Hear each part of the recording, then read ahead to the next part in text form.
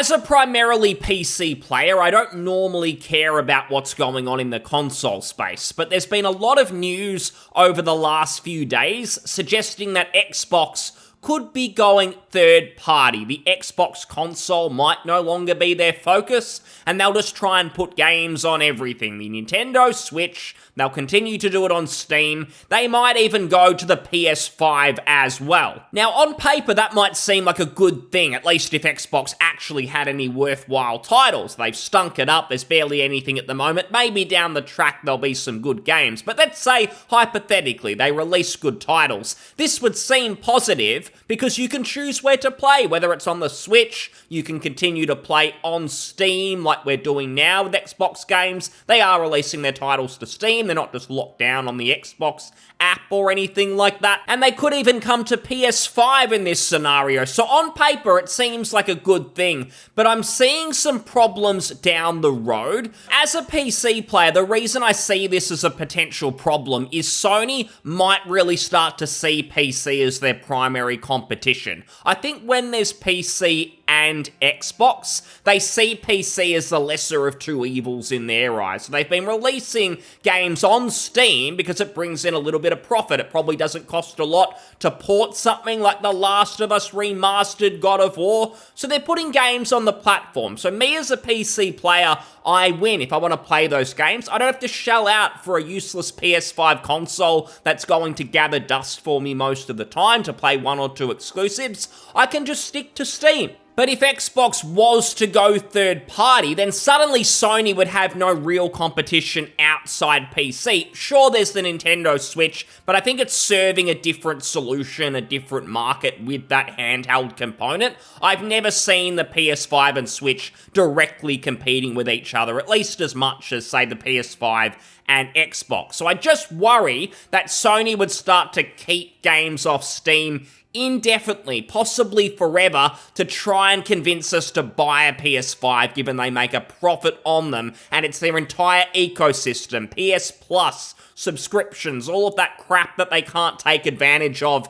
If we stick to our guns, we stay on PC and only consume some of their games there. And you could argue against that and say, well, if Sony were ever going to be in that mindset, why would they ever put games on PC? What would it matter if the Xbox exists? And I'd say that if Xbox ceased to really function as a competitive console, the PC market will only continue to grow. And I do truly believe if Sony are threatened that PC would become so dominant that it would totally dwarf the console space, I think they would double down. They'd try and convert PC players into console players rather than try and sell games there. That's my gut feel anyway, and that's one of the reasons I don't think a third-party Xbox world would be great. The second and really major reason, the long-term one that could be really troubling, is if Xbox continues to grow in game publishing. They keep buying up all of these game companies, Bethesda, Activision, Blizzard. Maybe that's the end of it in the short term, but they could keep going. Their pockets run very deep. Microsoft are humongous. Xbox is a very small piece of their pie. They've got so much they could keep buying up if they wanted to. If they reach a certain size, they may eventually do a Ubisoft or an EA where they'll feel like, hey, we don't really need to put our games on Steam because we're not like Epic, where we don't have that many of our own games outside Fortnite and we've got to rely on giving games away to try and bring people to our crappy store. They could simply go, we control so many games, you have to come to the PC Xbox store to play. And it could get even worse than that. We keep hearing about cloud gaming, streaming games on the cloud, all of that nonsense. They could eventually go, you know what, we love subscriptions, we love stuff like Gamepass. You can only play our games if you pay for a subscription and you stream the game. You won't own it in any capacity. You'll pay your $15, $20 a month and you have to stream single-player games via the internet. Now, I know that if you buy a game on Steam, you technically don't own it, all of that stuff. They could confiscate my library whenever,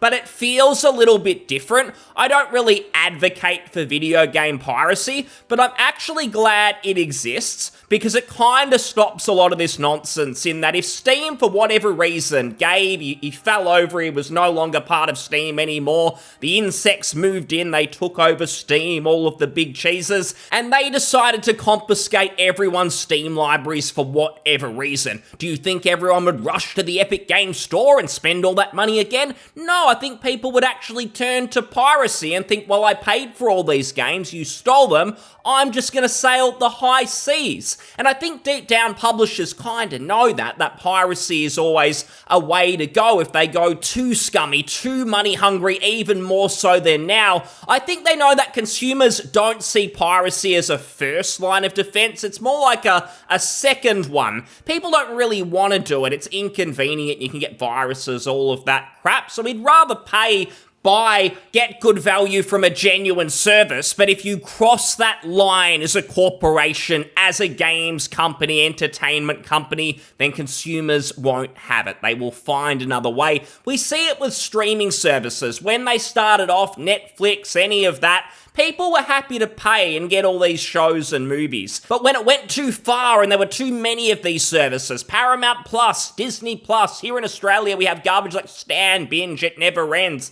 People are starting to look to alternatives, non-paid alternatives, and it's about the value. If it goes too far, people won't pay. But the really bad news there is if Xbox locked all their games behind some weird cloud streaming service, would it even be possible to pirate them in any way? Or would literally the only way you can consume these Microsoft Xbox games is paying that sub and having to stream? And if they own so many IPs, so many game companies, people still like Obsidian, In Exile, role-playing games, CRPG companies, over time people might feel like they have to subscribe, and it's just going to be bad news, bad value for PC players. This isn't going to be an issue in the short term. Again, right now Xbox suck in every way possible. They can't release any good games, they struggle to do so regularly, but the day might come where Phil gets together or they fire him, get someone competent, where heaps of games are locked away from Steam players, people who want to make their own choices when it comes to playing their games, that they have to do something they don't want to do, like streaming. And I could see that happening if Microsoft goes third party, because they're going to be completely focused on profit. Right now, Gamepass, yeah, it seems like okay value, but it's because they're trying to build this huge ecosystem. If they stop that and it becomes totally about dollars right now, it could get really bad. So while it is absolutely funny to clown on Xbox and their incompetence with Starfield, pretty much everything else, I just fear about a world where they're third party and Sony are kind of that monopoly in the home console space. And the next question is, what is the evidence of them actually going third party? Is it total nonsense, or what exactly is happening? Well, what's concerning to me is there are these Xbox shills. I'm not just talking about any idiot on an Xbox forum. I'm talking about Xbox influencers who seem to get fed information sometimes, and there's been a really big narrative push over the last few days. All of this sort of talk like, oh, Xbox are shifting gears, they're changing directions, they don't care about console sales, there's so much more, they're playing a different game, 4D chess. And this is a big example of that, this Jez person. Back in mid-December, not even a month ago, he says, no, Xbox isn't porting its console exclusives to PlayStation, it's just hard copium from fanboys. But then literally less than 30 days later, he's saying, I think Xbox sees a future where content across PlayStation/Xbox is almost one for one. I mean, we're not far off that right now. And people pick their ecosystem like iOS versus Android. That is a huge shift. 1 minute you're playing console wars, oh no, everything's going to be Xbox exclusive. And now you're talking about, nah, Xbox is giving up on all of that. Everything's going to be on the PlayStation as well. So this is just a little bit weird. Now, if it was just this person, I'd say, yeah, they're probably just being a little bit of an idiot. But it's a consistent narrative, and they're all sort of pushing that same message, so it feels kind of directed. It feels like Microsoft have done this sort of stuff before, and for me, the inkling of this kind of happening, it all started in a really weird interview a few months ago where Phil randomly came out and sort of acknowledged they lost the console war. Even if they made incredible, fantastic games, they were still going to be losers in the console war, so they had to try and find new strategies. It was an interview along the lines of that, and it was just really, really weird to hear, and it made it pretty obvious something was going down. It wasn't like Phil was having a bad day, he was feeling depressed, so he shared his true thoughts. That guy's a robot, he's a suit. He would not have said that unless it was part of their overall strategy. That message was approved. But there's more of these. Now, you've got this sort of shill. I've been saying for a long time that Xbox is only in trouble inside a small echo chamber. This is Twitter, forums like GAF, Reset Era, and a few gaming podcasts that represent a small sector of the gaming audience. To the majority of gamers, Xbox momentum couldn't be bigger, and this is just absolute coke. But this is what the Xbox fans are saying, but the insiders, they're saying something else. They're kind of leaving these fanboys behind. For instance, this tweet that mentions Xbox Era, some sort of Xbox publication, their latest video states that Xbox has, in essence, lost the console wars, prompting a strategic shift towards a forward-looking perspective. Bring games to where the players are. And again, you'd think these people might be defending Xbox fans who've spent money on consoles building up a library, but no, it's just pushing that message again. And I want to say again, I'm impartial to some extent. I play on PC, I don't care about Xbox. No matter what people say, I'm not a Sony shill. I don't even own a PlayStation 5. I could not care less. This is about PC, and I try and sit somewhere in the middle on this whole console wars nonsense. So this whole message pushing, you can just see it a mile away. You've also got Ryan from IGN. I actually think IGN haven't been as bad in like the last 6 months compared to usual. They're obviously still shills to an extent. They sell advertising. They're not impartial. But this Ryan guy, supposedly he's pretty much all in on Xbox. He supposedly begged for a job at Microsoft at some stage. That all sounded a little bit weird. But what he says, he goes all in on the message. The responses to the quoted post have shown that lots of Xbox fans have not accepted the fact that Microsoft is playing a different game, again, that 4D chess. They're not out here trying to sell more consoles than Sony anymore. Phil straight up admitted that they lost that fight. They're building ecosystems. Now, this is where I get confused, because I keep hearing from these people, oh, they have big plans, Microsoft are doing different things. I'm not really seeing what they could be doing. It just seems exactly like Sega, who had their console, they stopped, they had to kind of downsize, and now they're just a pretty mid-range third-party publisher. Obviously, with all their IPs, they're going to be bigger than them, but what do you mean about building ecosystems? What was the Xbox if not an ecosystem? If they're just putting their games supposedly on Steam or on the Switch, they're just selling games to try and get a profit. There's no ecosystem there. They might have PC Gamepass, but people could give less of a shit about that. People only subscribed when it was like $1. As soon as that deal went away or that novelty wore off, they couldn't be stuffed anymore. I did it once for Halo Infinite. I beat the game and I never touched it anymore. In fact, I bought Starfield on Steam because I don't really care about saving heaps of money when I play games. It's entertainment.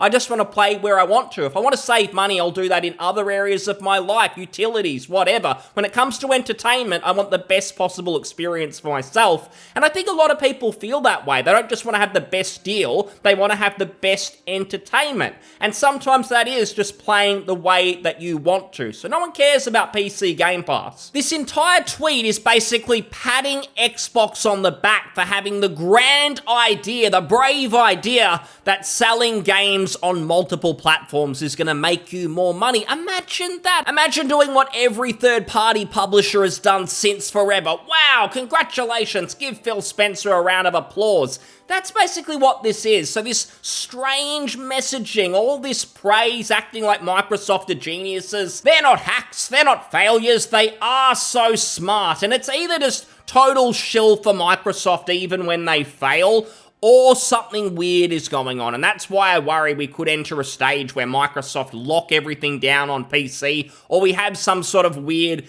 game streaming future. That's dystopian. I don't even want to think about it. But that is my worst fear. It's why I worry about Microsoft going third party and not really being part of the console race. And we've also got this one. Now, Jez was from earlier, one of those shills, and he has a discussion with someone else.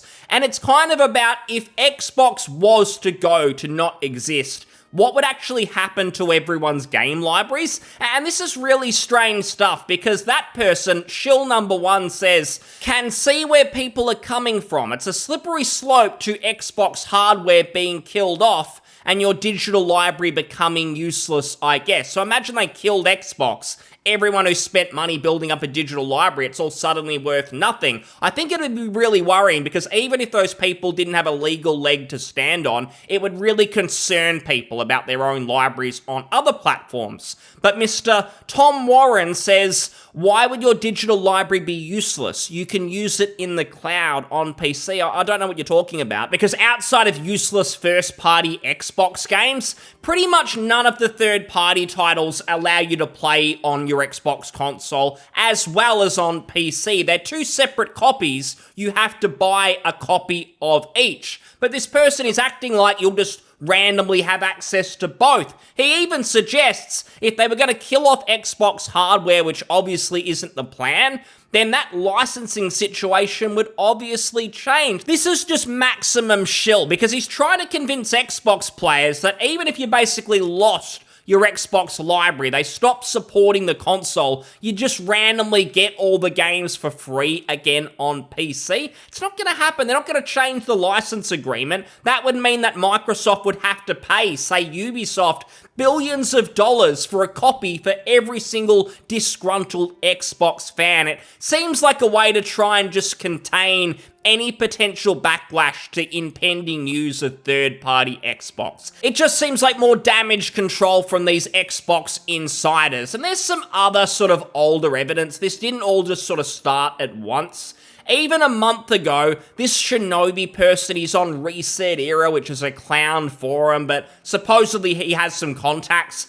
He even said about As Dusk Falls, I think it's an Xbox published game that's coming to PS5. He says you'll see more of that in the future. It's not the last. So this was going around a while ago. There was even this rumor, this Sneakers SO posting on a forum. There's no evidence it's a real insider, but what they said was pretty interesting. They are not going to close studios nor do layoffs yet, and this refers to Xbox just being in a really bad space. No Xbox sales, the console sales are low, Game Pass is stagnant, no one is subbing or people are dropping their subs. And he goes on to say they are simply going to expand where they are publishing games on. I know now of several projects that are being developed and ported to PlayStation and Switch too. I was taken aback when I started hearing this talk. I didn't expect Microsoft to entertain this strategy at least until they hit 2027, but with console sales this dire, they have to do something now. One of the parts folks aren't understanding is that growth in services, as in Game Pass, is directly tied to console sales. Every month, there are a number of users who leave Game Pass, that is churn rate, and Game Pass has the highest churn rate for entertainment subscription services. While it would have after Starfield, everyone subbed for it, then they immediately unsubbed when they saw the state of the game. This means that the entire business model is predicted on Xbox selling consoles to users who ultimately sub to Game Pass, and no one is buying Xbox consoles. More so than the number of users who leave their Game Pass subs behind. This is why you've seen Phil and many observers comment that Game Pass sub service has stalled in the console space. All the growth, which is honestly not at all significant, is happening in the PC space, which makes sense because PC players want to play where it makes sense for them. Maybe Steam, maybe GOG, certainly not the Xbox Store in most cases. The fact that Microsoft are not growing on PC, that is why one day I worry that we could get a dark day where it's streaming only games. If you want to play the Microsoft published ones, you'll have to sub and you can only stream live. There'll be no other solution. And again, we can laugh at it now because all of their games suck, but they're just going to keep spending money until they finally strike gold and they buy a really nice publisher. What happens if Swen retires and they buy Larian, or they buy a studio that's genuinely good, has genuine talent, and there's nothing else? That is a dark day indeed. So again, we can clown on them. I just grow concerned that if this happens, if they go third party, it could be bad overall for PC gamers, especially one day. But for now, we can continue to laugh. We'll see if it's true. But thanks so much for listening. I'll see you on the next one. Cheers. Bye.